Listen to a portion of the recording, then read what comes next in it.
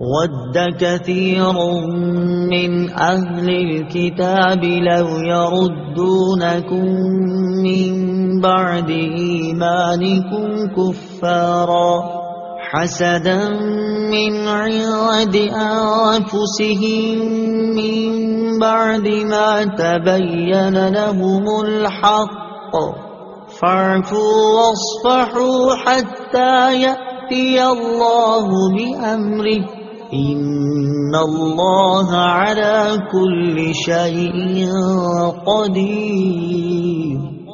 ترجمہ: اہل کتاب میں سے بہت سے لوگوں نے اس کے بعد کہ ان پر حق خوب ظاہر ہو چکا ہے اپنے دلی حسد کی وجہ سے یہ چاہا کہ کاش وہ تمہیں ایمان کے بعد کفر کی طرف پھیر دیں تو تم انہیں چھوڑ دو اور ان سے درگزر کرتے رہو یہاں تک کہ اللہ اپنا حکم لائے، بے شک اللہ ہر چیز پر قادر ہے۔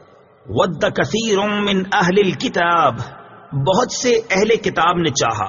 تفسیر صراط الجنان میں ہے جنگ احد کے بعد یہودیوں کی ایک جماعت نے حضرت حذیفہ بن یمان اور عمار بن یاسر رضی اللہ تعالیٰ عنہما کو معاذ اللہ مرتد ہونے کی دعوت دی۔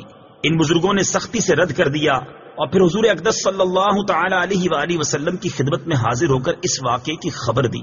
حضور پرنور صلی اللہ تعالی علیہ وسلم نے فرمایا تم نے بہتر کیا اور فلاح پائی۔ اس پر یہ آیت نازل ہوئی، حسدا، حسد کی وجہ سے۔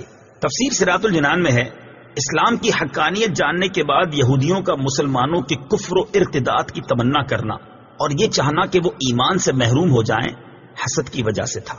اس سے معلوم ہوا کہ حسد بہت بڑا عیب ہے اور اس کی وجہ سے انسان نہ صرف خود بھلائی سے رک جاتا ہے بلکہ دوسروں کو بھی بھلائی سے روکنے کی کوشش میں مصروف ہو جاتا ہے۔ لہٰذا ہر مسلمان کو چاہیے کہ وہ اس سے بچنے کی خوب کوشش کرے۔ ابو داؤد شریف کی حدیث ہے، حضرت ابو ہریرہ رضی اللہ تعالیٰ عنہ سے روایت ہے، رسول اللہ صلی اللہ تعالی علیہ وآلہ وسلم نے ارشاد فرمایا حسد سے دور رہو کیونکہ حسد نیکیوں کو اس طرح کھا جاتا ہے جس طرح آگ خشک لکڑیوں کو یا فرمایا گھاس کو کھا جاتی ہے۔ حضرت وہب بن منبہ رحمۃ اللہ تعالی علیہ فرماتے ہیں حسد سے بچو کیونکہ یہ پہلا گناہ ہے جس کے ذریعے آسمان میں اللہ تعالیٰ کی نافرمانی کی گئی اور یہی پہلا گناہ ہے جس کے ذریعے زمین میں اللہ تعالیٰ کی نافرمانی کی گئی۔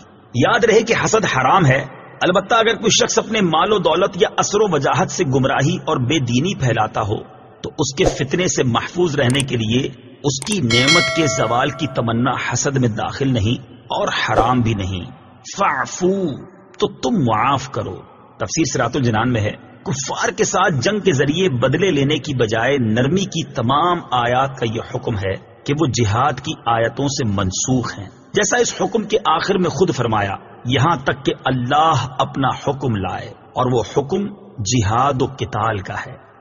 وَأَقِيمُوا الصَّلَاةَ وَآتُوا الزَّكَاةَ وَمَا تُقَدِّمُوا لِأَنفُسِكُم مِّنْ خَيْرٍ تَجِدُوهُ عِندَ اللَّهِ إِنَّ اللَّهَ بِمَا تَعْمَلُونَ بَصِيرٌ۔ ترجمہ: اور نماز قائم رکھو اور زکوٰۃ دو اور اپنی جانوں کے لیے جو بھلائی تم آگے بھیجو گے اسے اللہ کے یہاں پاؤ گے، بے شک اللہ تمہارے سب کام دیکھ رہا ہے۔ وَأَقِيمُوا الصَّلَاةَ، اور نماز قائم کرو۔ تفسیر صراط الجنان میں ہے یہاں مسلمانوں کو اپنی اصلاح نفس کا حکم دیا جا رہا ہے۔ اس سے معلوم ہوا کہ آدمی کسی بھی دینی یا دنیاوی اہم کام میں مصروف ہو اسے اپنے نفس کی اصلاح سے غافل نہیں ہونا چاہیے۔ عین حالت جہاد میں بھی نماز خوف کا حکم موجود ہے۔